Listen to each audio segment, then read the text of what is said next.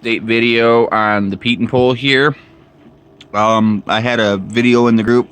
Some guys suggested that it might be a little bit nose heavy. So some wonky characteristics with the rudder.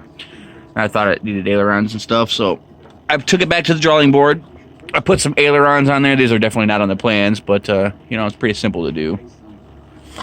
I haven't changed any deflection. Let me get this set up. I haven't changed any deflection or anything yet. So, like, that's full travel. It's probably a bit much. Just want to get it in the air before I kind of figure out, like, you know, how much I want.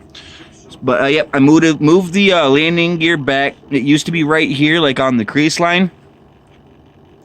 I had the rod coming from right there. And I've always kind of went off the plans, too. Like, I don't know why, but I kind of like that look a little bit better. But yeah, I moved that back, and it opened up this battery tray area basically from here to there. So probably almost an inch more battery tray area.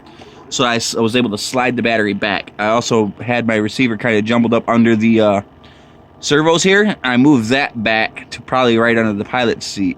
So like I've done quite a bit of changes on this. So now my balance point, let me actually get it. My balance point is actually sitting almost like on the edge there, and I'm not sure where it is without looking at the plans. I'd have to like get in there and find where the balance point is. I'm not entirely sure it's supposed to be, but I have a feeling that's pretty good. Yep. One other thing, if I can find where I put it. I've got an extra servo. I've got a Monster, or excuse me, Foxeer Monster, I think is what it's called, cam.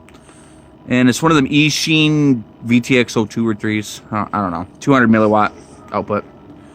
Little FPV setup. I'm going to put the FPV camera on top of that servo there, put it in the passenger seat, and tie it into the rudder.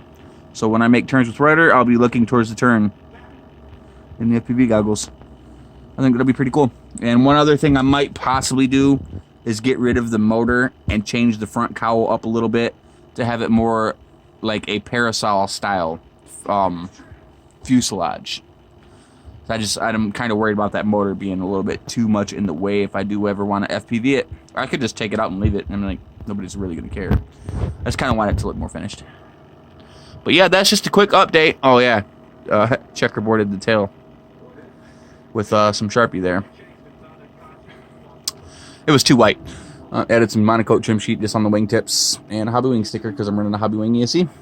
And if, just in case you're curious, it's a tri-blade from a drone. I believe it is a V1S 5.5 inch from my old Remix FPV drone.